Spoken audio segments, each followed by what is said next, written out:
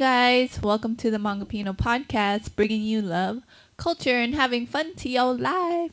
I'm Danga. I'm Impact. And welcome to our channel. Welcome, everyone. Again, this episode is brought to you by Boundless Goodz, a new used good on eBay. They have a lot of cool vintage, rare items, some new items as well.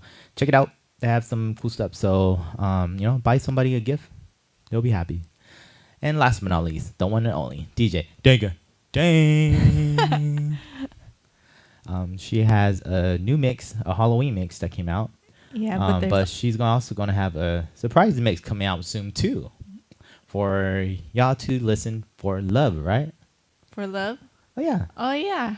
Right? Yeah, I don't know if it's coming out. I mean, publicly. Oh, okay. Never mind. Anyways. But there's lots of mixes you if you're celebrating or partying or gathering. Yep. There's lots of selections you can choose from to bring the ambiance and vibe to your party. And if you want to work out to some of her music, she has like a good amount of music to work out to. I know I like it, so I'm not being biased. I'm just saying. But yeah, check it out. djdangadang on Soundcloud. All the information is in our bio and description. So yeah, Bubba, how you doing? I'm doing well. I parted my hair in the middle, which is a new part, which is kind of different for me, which is new. But you didn't part in the middle. I did. No, that's to the side. Is it? Yeah. Well, I kind of played around. I'm still having trouble with this transition, but I like the part in the middle. Yeah, it's weird. That's why you did hear it. Oh, it looks different. I was, okay, you did your original way. Well, before we started, I flipped it and I was like, oh, that's how my hair used to look like, and then I tried to put it back. So then, yeah, I'm still learning how to work with it, but it's new and different, and that's the beauty of hair. And it's also election day, so I'm kind of anxious to see the results. We voted, and now we're just waiting. Put in a comment. Who did you vote for? Who did you vote for? You're gonna tell them who you voted for? No, I'm just saying, but I want them to tell me. No, anyways, yeah, okay. I'm happy you're like adjusting to some new stuff. Yeah, excited. How you doing, bub? I'm excited right now because we are leaving to San Diego tomorrow to celebrate my twin brother Villain and his fiance Val Pal. They're getting married this Thursday. Yeah, so we're super excited. I know I'm excited too because I'm gonna see all my good friends, and I'm gonna see all my families, and I'm gonna see Val Pal's families. So it's gonna be fun. Yeah, everyone will be all dressed up. Yeah, that's true. And I'm excited because my mom, dad's going to be there. And, just be around everyone and celebrate love. Hmongipino, yes. Another Hmongipino couple. Hmongipino couple. Yes. That's official. True. Yeah. Okay. Well, today, for our episode, we are still in the Hmong, I guess, what do you call it? Marathon? Yeah, kind of Hmong marathon. Hmong marathon, kind of, because celebration leading up to Hmong New Year. Again, November, at least for me, November is usually. I know Hmong New Year's already started in other parts of California and parts of the world already, but usually for me, at least November, because I'm from Sacramento, Hmong New Year starts in pretty much after Thanksgiving. So big celebration in Sacramento. So for me, November is a Hmong month for me. And it leads to many celebration and lots of food and lots of cultural stuff. So I thought today we'll do another episode, but it's more all things Hmong. All right. Yeah, I'm ready to learn. All things Hmong. I kind of just, there's some stuff I already knew, but some stuff it was interesting. I looked up online and I just pulled it out, and I thought we'll go over it and we could talk about it. Yeah. I guess the first one is, how do you pronounce Hmong? A lot of people are confused because the H in Hmong is silent. So when you kind of speak Hmong, you kind of, if you say it really fast in a conversation, you do have that silent H, like kind of huffing out, like Hmong, right? But I guess when you say the word by itself, Hmong, I guess it kind of does. I guess the H is like not there, right? But anyways, there's a silent H in Hmong, so it's Hmong. I was trying to Yeah. figure out the word because when I was learning how to read Hmong, I think it was, they said it was aspirated. Aspirated. I'm trying to remember because there's like sometimes there's the silent H or the silent N. Is it N? Yeah. So there's like a silent N or a silent H, but it's like the breathing. Yeah. Like natural. It's like that.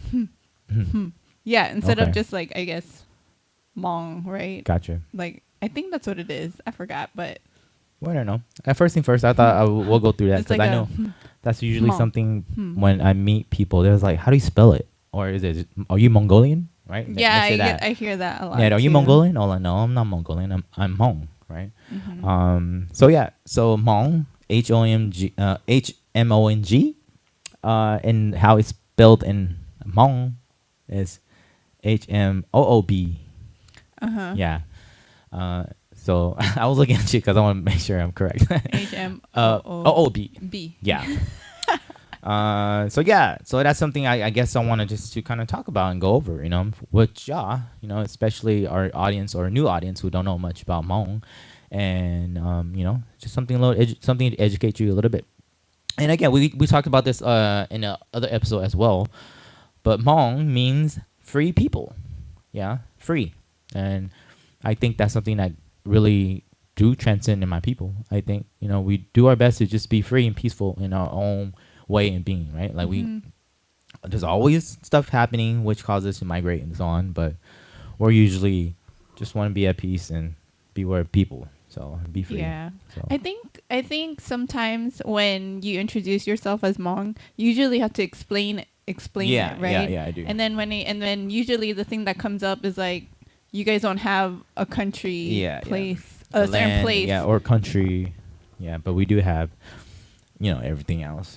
Yeah, A and language, then I think culture, that's what I think of when lifestyle. when I picture Hmong people and being free is like you're not tied to I'm a not place. tied.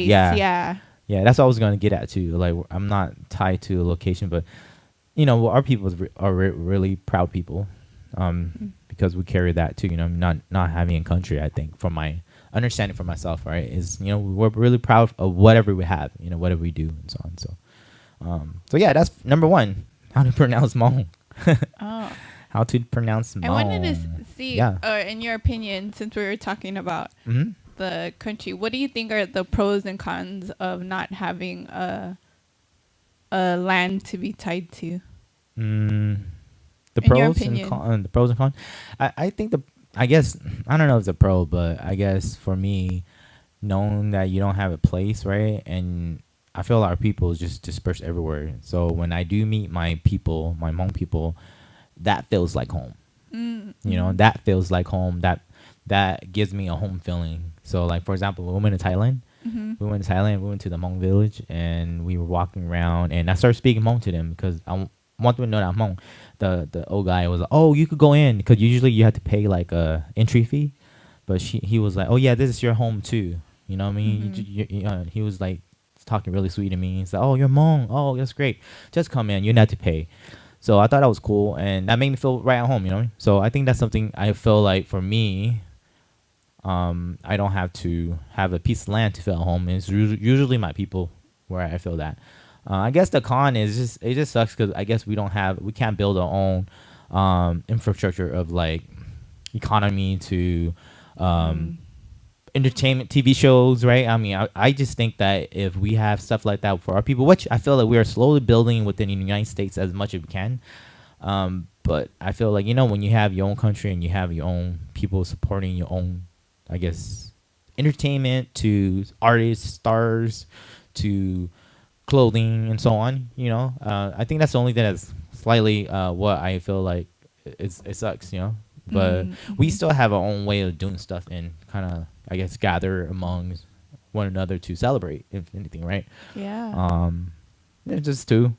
One pro, one con. I guess I don't know. That's just my opinion, but I don't know if it's a pro and con for other people, and people feel that way, right?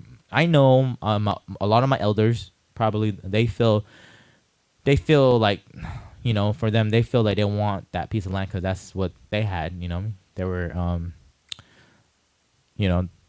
I guess it's a belonging thing for them, right? For me, I guess I'm Hmong American. I'm kind of like more like, I kind of grew up with it, so I kind of just more understanding to move on and, move on to, I guess, kind of create my own beings among peoples. And America is a melting pot of people, bunch of culture colliding. So I feel like it's interesting that way. But yeah, that's interesting. Cool. I mean, how about you? Like, I know you have your motherland. Like, do you ever seek to go back? I haven't even been there yet, but like, I do seek want to go back? Because I think that's interesting. Like, I'm not saying that it's you, but I'm just saying I know that there's people out there who have the motherland. They don't go. They don't care about it. You know what I mean? I'm pretty sure. I don't know what it is, but maybe it's one of those things where they don't feel not acceptable, more like kind of like belonging, I guess. Or is there like something where if you're part of the motherland, you're out, I guess a guest from the motherland now, even though you are Filipino, is it feel weird when you go clash with those type of people that you're too, bougie, or you're from America, I don't think you're not part of the land or something? No, I don't think so. I mean, like, I haven't been, but then I feel like if I go there, I wouldn't feel like an outsider. I'd feel like I belong there, and then it's like my family was from there, or they were born there, so I wouldn't feel like an outsider. Okay. I thought I would just ask because your question was pretty interesting. So I was like, how is it if you have a country and you have a country? I'm curious. I respect all Hmong people, and everything I'm asking is just curiosity, or maybe something someone else might think of. But I'm curious. Do you think Hmong people are more not like exclusive, like because there's no land, like everything that they have, kind of niche, like kind of more like, I know, more tribal, kind of more like not clicking or not open.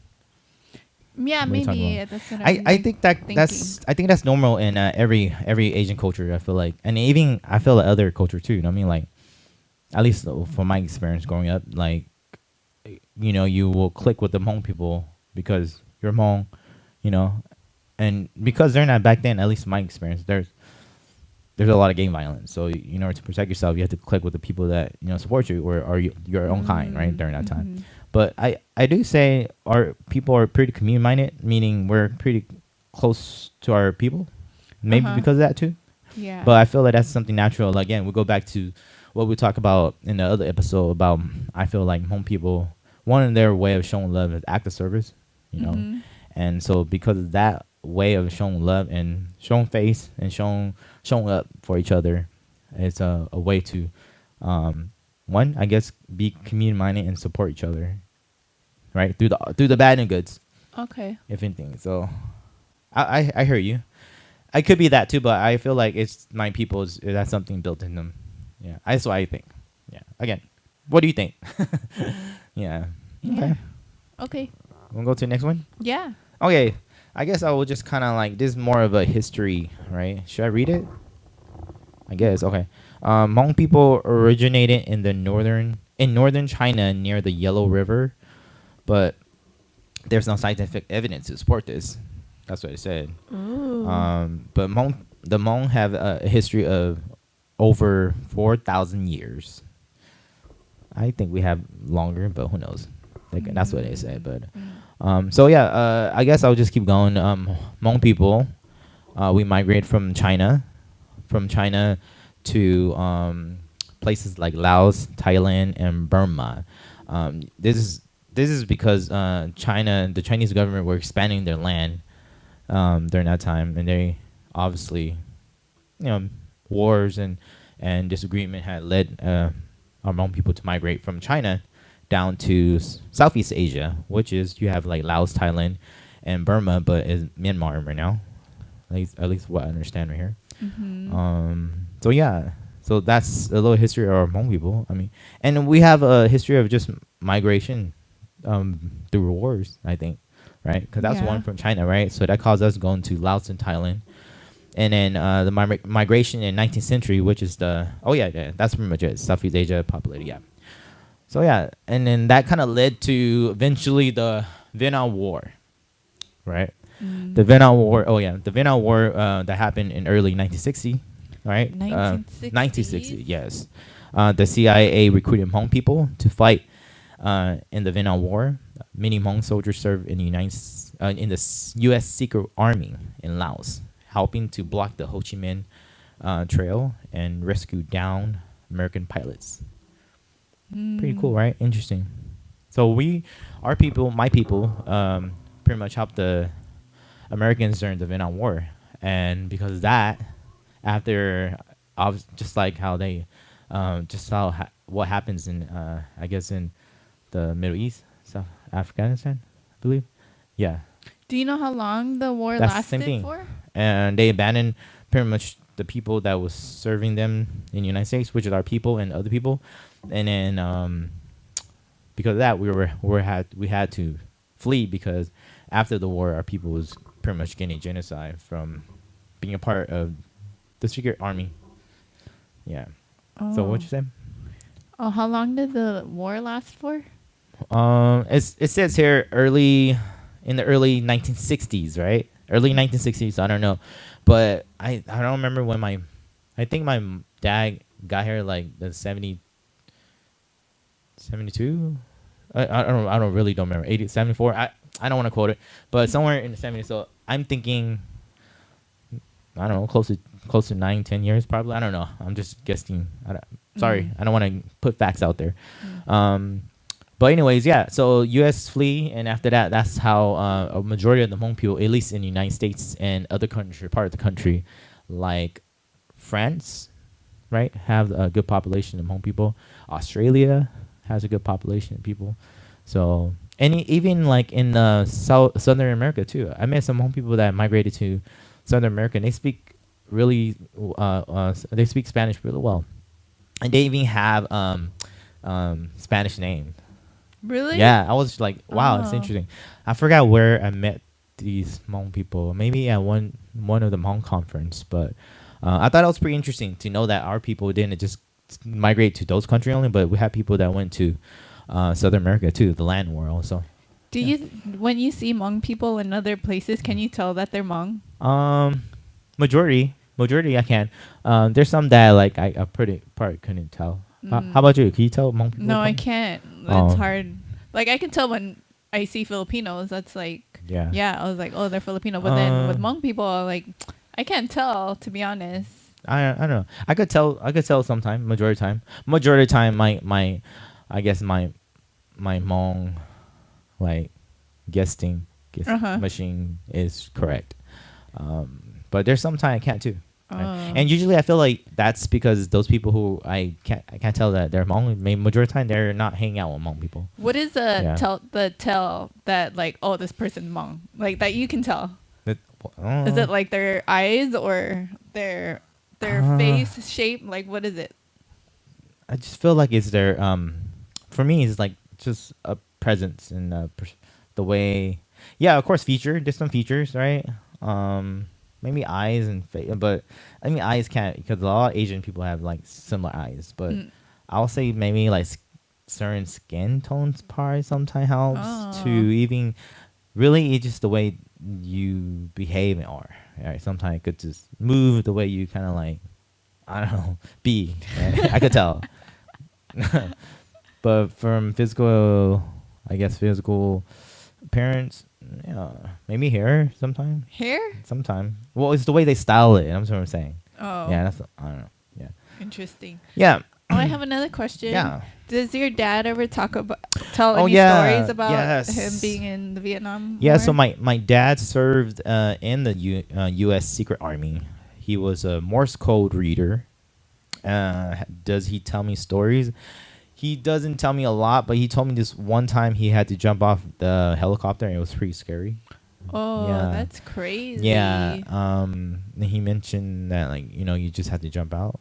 you can't do nothing about. But he doesn't really talk much about it. I don't try to force him to talk about it much, but Was he like in his 20s when he was in it? Yeah, my dad was young. Yeah. Yeah, like 20s, early 20s, and like early teens, late teens, early 20s. That's crazy. I would think I don't know exact year, but I know like they recruited a lot of young teenagers during that time. I mean, I have uncles that served when they're really young, and they have photos of them carrying guns when they're like really young, so little kids, Wait, did they have any of your siblings yet when he was in the war? My mom, my dad? Yeah, your parents. Or did they start having kids after he came back? I think that's a good question. I have to come back to that. I'll ask my dad about that. I would guess probably not. It would be like your older sister, actually no. Right? Yeah, my sister Hua. Hua and part C were, and then my older brother too probably.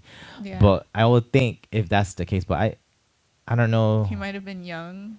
He was young. No, I'm just saying like maybe he did happen. Like maybe he did have kids already too. So I don't know. I had to double check, but because I'm only guessing those older siblings because they're from Laos, and Laos too. Yeah, So yeah. So I guess just a little interesting fact about my people coming to the United States, right? Your parents were together when he was in the war. Yeah. Yeah. Okay. I remember my mom mentioned that my mom got with my dad too because she knew that he was a soldier, and so that was obviously protection and able to kind of like support her. I'm going off topic, but then I'm curious how your parents met. And I don't know. Well, I feel like in the village, I'm saying this. I know in the village, usually you marry amongst villages, right? I think why I guesstimate, right? Because my mom's a Li, my dad's a Lor, so usually I think marry for them is because I'll be having uncles and cousins that are like still Lees and Lors. You know what I mean? That in terms of like marriage from distant cousin to so on. Because the village is small. I think it's not like a community where like this where you could go to Los Angeles and meet someone and maybe like Tahoe or something. Yeah. You know what I mean? It's not like that. It's like, well, you go from other village to other village probably, but it's small, which I mean like everyone's kind of like likely related in some way. Yeah. Distant cousin. It would mean like, it wouldn't be. I don't think it's like a direct marriage and like that, but it's like a distant cousin, so on. So there's like a rule like you're not supposed to date marry straight with the same last name, right? Oh yeah, or something you're like not that, supposed right? to. Well, you're not supposed to because I'm assuming that I feel like there's this inbreeding where it causes a lot of defects, right? When a lot of like what do you call it, like sister marrying brother and so on like that. Incest, that's what I call it. Like incest that caused like a lot of genetic defects. So I think maybe our people knew that, so they tried their best to not marry among similar names because defects like that, right? I don't know. I'm guesstimating one is to control that I guess any sorts of illness and so on. Yeah. I don't know. Maybe that's smart. I mean, it could be something where spiritually maybe too they kind of notice it and didn't notice that maybe that's that. You know what I mean? Yeah. But yeah. Interesting. I'm enjoying talking about Hmong people. Okay. Should we keep going? Yeah. What else you got? What other okay, facts? so I guess we're kind of in history and it kind of goes in. So I would like to say majority of Hmong people populated in the United States right now, right? We have a lot of people in Minnesota. We have a lot of people in California. Places like Fresno, Sacramento, right? Places like that. Let me see here.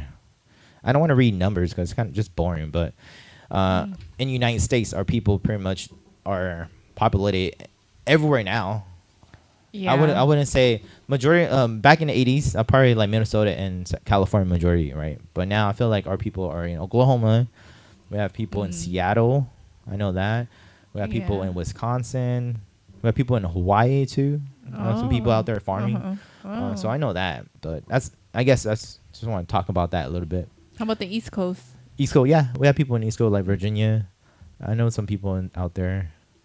Yeah, so what I'm just saying, like now I feel like generation after generation people are like, I guess, migrating to different part of the United States too for, better living.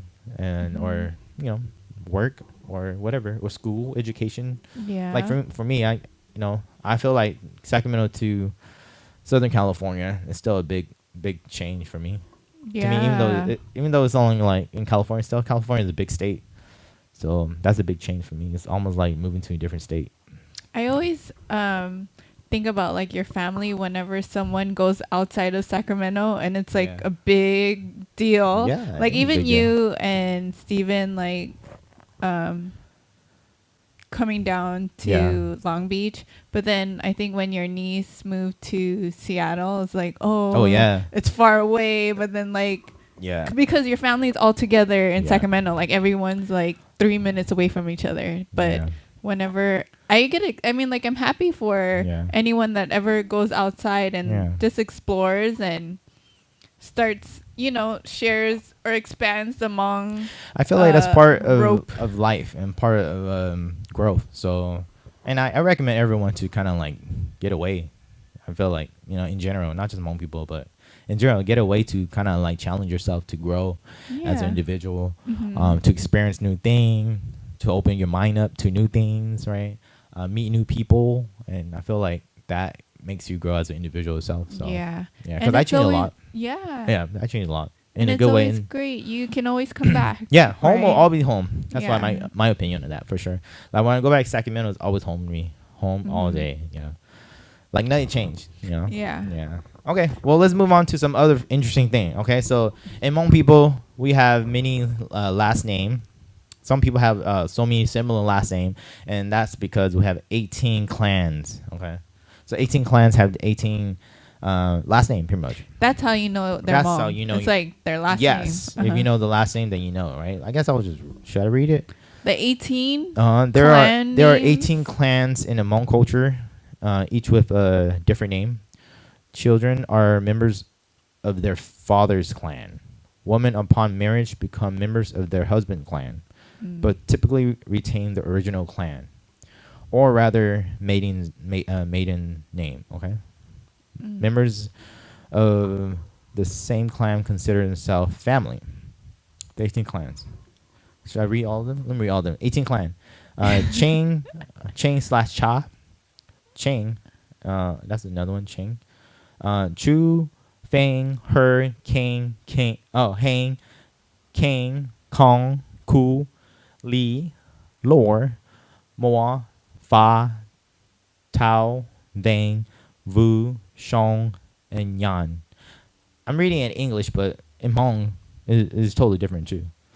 The way they pronounce it, like Lor is low. But it's not spelled like that. Yeah, I mean, because when you come to the United States, you're gonna tell them, "Hey, my last name is Low," and they're like, "Oh, how you spell that? Oh, low." So they probably go low, lower. Okay, we go LR for you then.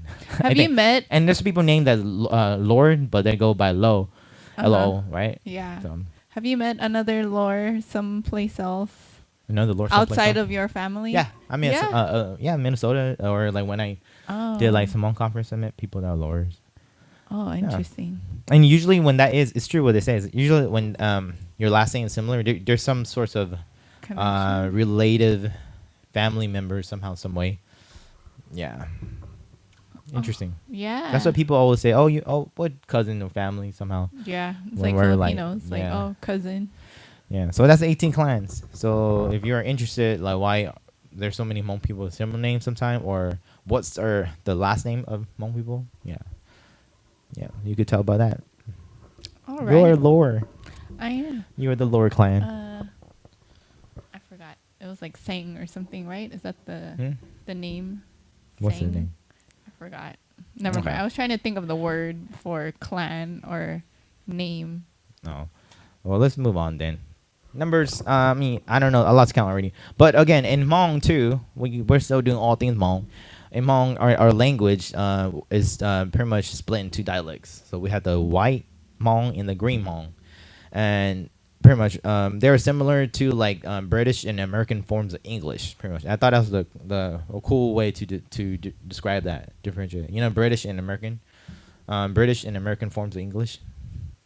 Yeah, but then It's yeah. How is it? There's some words that are different. Is it based on location? Like oh, okay, I'll read it. Okay, so if you're white Hmong, you speak the white Hmong dialect, and vice versa, right? The names white and green refer to the colors and patterns of each group traditional clothing. Oh, that's where back in the days, right? I'm assuming, right? So white woman, oh no, white Hmong woman, pretty much typically wear a white pleated skirt. Oh, you have a pleated skirt, right? But nowadays, most Hmong don't limit their fashions to the dialect they speak, which is true. I mean, right now, it's just fashionable. We wear anything that's Hmong now, right? So you can't sometimes tell. Well, you could tell Hmong green sometime based off of like the guy. I think from my understanding, from my brother-in-law, like they wear more like a crop top. Like button, you know, so it shows their stomach, you know. I thought it was like some of the patterns too. Is it like I think, yeah. Some of the patterns. Yeah, pattern too. Like you know, like they mentioned here, like the skirt, the pleated skirt, right? The white pleated skirt. Cause I know my sister, my sister has white pleated skirt. You have one too, cause I bought one for you. But now again, you can't tell no more because everyone's just wearing everyone's clothes. What looks cool, fashionable. But I thought it's interesting to kind of share. I know people are interested in Hmong language sometimes they don't know that there's two dialects and there is two dialects. Is there a thing like the white Hmong is like more upper class, or is there one that's is there like something that I don't know. I don't think there's a difference. I basically it's just based off of I guess geological like where you're from and your clan and that's pretty much it. But you know, people have opinion probably. I don't know.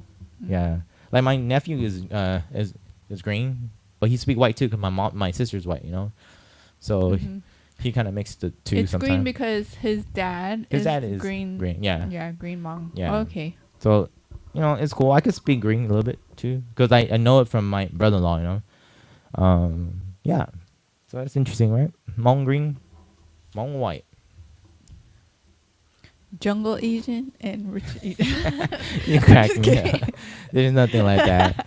You crack me up. Okay, and there, should we go spiritually now? Yeah. Okay, this is something interesting, right? I guess. So it's said that people have 12 souls in the Hmong belief, right? 12 souls, right? The three major ones are the reincarnation soul, the residing soul, and the wandering soul. Right, the reincarnation soul leaves the body at death and is reborn in another being's body. So it's interesting, like the major three souls. I don't know all 12, but that one just spoke about the three souls that I hear about majority of the time. And that's why we do a lot of soul calling. Yeah. You know, when whatever any traumatic thing happened into your life, like as easy as you fall on the ground, that's even like traumatic. So you're supposed to like call your soul back by saying stuff like easy as if saying just hey, come on, don't stay here, don't sleep here, let's go back, Michael. Impact, go back, let's go, stuff like that. But in Hmong, if you want to, you can do it in English too. But that's why our people tend to do a lot of soul calling, even in blessings, right? We do soul calling to kind of heal the person again, kind of bring them back and give them blessing in that way too sometimes, you know. So soul calling. So that's interesting. I just thought I would share that. Yeah, I always like it when it makes sense to me spiritually to do that. I remembered I've never done that before, but then when we got together, like if I ever got scared, you would always call my soul back. Or even what else? When we leave the house, remember? Like when we go rent like an Airbnb or something. Yeah. Before you after you leave, I will call our spirit back so we go home. You know? Yeah. Yeah. Definitely. How's that experience for you? When I do stuff like that, or when you see it. Like the spiritual stuff at your family? Just like soul callings. Oh wait, just stuff like that. It's interesting. I mean, it's nothing that I seen before, but it wasn't like, oh, this is weird. It's like, oh, I do believe in like a spiritual side to everything. I don't think everything's like just our bodies, because our mind is something different that takes you to a different place. So, I'm just thinking back of when we started going out, and then I went to some of your ceremonies at your family's place, and I was watching to see. I mean, it was interesting that everybody knew what to do. Like your Parts. I mean, what to do, like the little parts, mini parts to hold the table. First, I remember when you were like, okay, it's a jingle bell. That's what you called it. Oh yeah, I mean that's right? like the American term. It was like when I went to it, I was like, what is happening? It was just very loud. There was a lot of jingles, right? The instruments I don't remember. I think it was your sister that was doing it. I didn't remember what she was doing until later. But then the thing that was distinct to me was all your nieces and nephews holding down the chair, the table. They call it like the horse table. Yeah, and then pretty much the name table.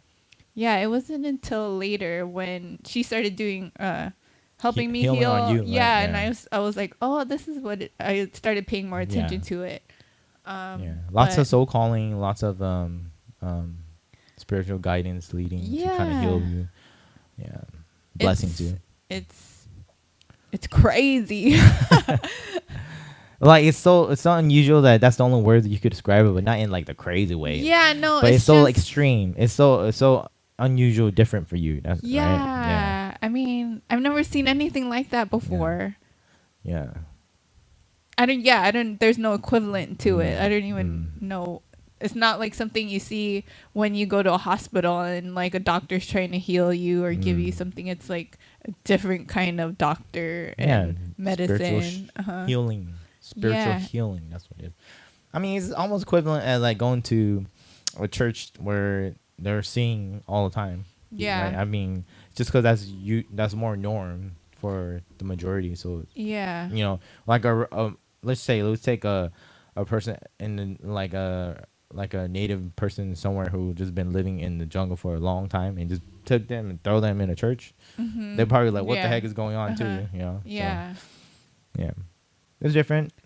I'm thankful that you're open-minded. You know? Yeah, I mean, like, I think about, just other cultures, too, that have, like, a shaman type person. And I think about... spiritual doctor. Just your spirit. It's not something that you can physically see. Yeah. So then healing it is not something you can comprehend with your eyes, too. Yeah. It's interesting. I mean, it's so interesting to me, and I grew up with it, you know. And I'm blessed. I'm happy I grew up with it, and it's something that I know. A lot of my sister and my brothers, they are shaman healers. So, yeah. I'm curious about how back then the practices were really strong. Like it's like what they practice all the time. And then now that Hmong people are becoming like Hmong American, and then like are they gonna preserve that type of healing and spiritualism as it was like back then? Well, I feel like just like a lot of stuff, there's a lot of evolution in terms of ways of doing stuff. I'm saying like in terms of ways of healing too, right? Because you had to upgrade to heal certain new type of illnesses and so on. So, I mean, there's new type of healing out there for shaman people, right? And I feel like in terms of Hmong people preserving that, I feel like it's still gonna be preserved no matter what. Because there's people out there that are naturally have to transition to be a shaman sometimes because it's a life or death with them sometimes. And in order to heal them, they have to become a shaman. You know, so I feel like well, I think it's gonna be preserved. It's a cultural thing, right? There's people out there that's gonna preserve it. Yeah. Are there some Hmong people that don't believe in that or are not? Yeah, there's a lot of people. I mean, there's people who totally transition away from I guess traditional way of belief and do church stuff. Right, like Jesus and going to church every Sunday and so on. Like so Catholicism, Mormon. Yeah, so there's people in there. Just like your people. I mean, there's people that believe in Catholic and Christian. Yeah. So So yeah, that's a little spirituality in terms of Hmong people. Okay, let's just move to the last thing. Okay. That's the last thing. I thought it would be interesting. I just want to talk about this theme is the first Hmong ever. The first Hmong ever. Yeah, I mean, I just picked like a few that are recent, right? I'll pick this one here. This one here is okay, so Sunisa Lee. She's a American gymnast. Oh. If you don't know her, check it out. Anyways, she's a gold medalist in gymnast. She's the first Hmong American to participate and win an Olympic. 2020, I believe, right? Was it 2020? Yeah, it was 2020 during the pandemic. And she won it again 2024. She won gold again. So she's the first ever Hmong gymnast. Oh, okay. Yeah, gymnast. Not the first Hmong gymnast, but like to like get a gold medal. The first ever Hmong, I think.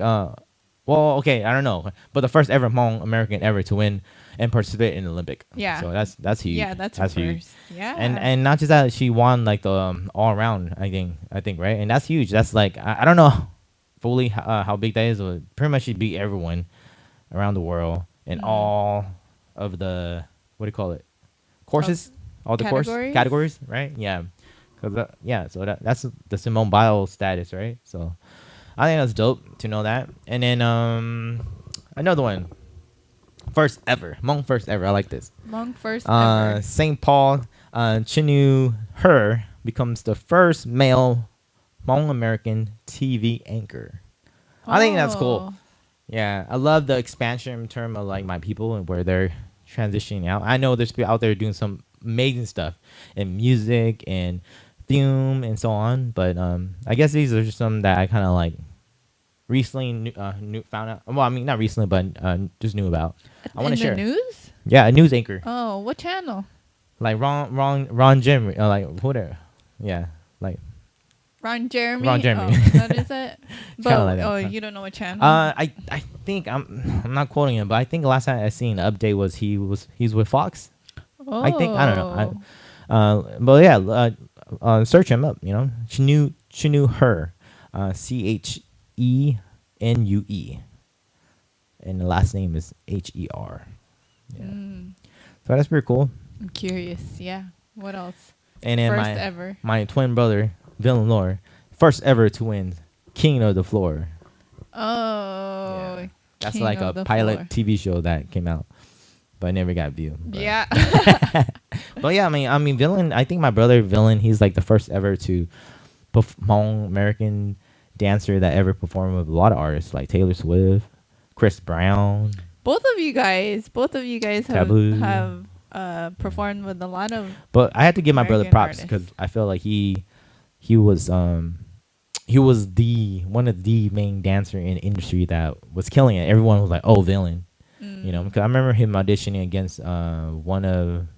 I'm not gonna say his name. One of the main dancers that was really good during that time. My brother beat him for a commercial. Oh. Yeah, huge commercial, a Kia commercial. But yeah, so props to my brother too on that. And the last one. This one is not recent. I think this is like an older, first ever. But Dr. Yang Dao, the first Hmong American to earn a PhD, helped negotiate the flight of Hmong from refugee camps in Laos to the United States in the 1975. Oh, great job. I thought that was cool because to know that the first ever doctor, right, PhD, Hmong American, you know, he used his education and knowledge to help people from the refugee camps to get here.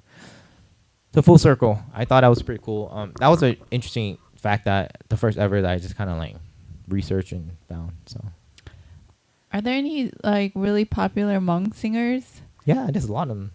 What's like one that I should know about? Oh, darn it, I forgot her name. Darn it. I mean, there's a lot. There's a lot of great Hmong singers, you know. But there's one that I forgot her name. I'm just gonna put it in the. Okay, keep talking. Let me just research it. I'm curious to know which one is the one that crossed over to America. Yeah, that's American. You know how Selena went over to. Keep talking and then let me research this real quick because I forgot her name. What else? I want to know about Hmong chefs. Are there any Hmong chefs that made it into the Food Network? Is there? Oh, here you go. What Okay. else? Her name is Lexi Vang. Oh. Yeah, she's a pretty much one of the first Hmong women to become part of a K-pop group.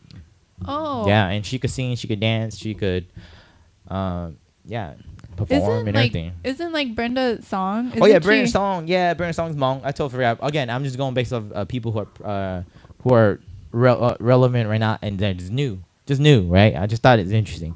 So Lexus, that's her name. Hold on, people are confusing me. Sorry, I don't want to pronounce the wrong name. Are there any Hmong athletes like Lexus? That's her name. Okay. Or like Hmong athletes, like a basketball player or baseball player? Oops. Sorry. What do you think? Basketball players? Like an athlete?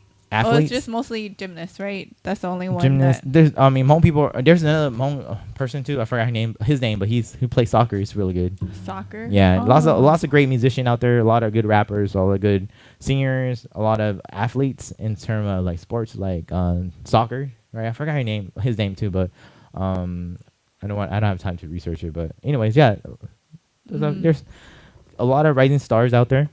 So props to my people. Yeah. Keep killing it. Yeah. Yeah. Brenda Song, she's an actor, singer, right too, I think. I don't know if she actress. sings. Yeah. Okay.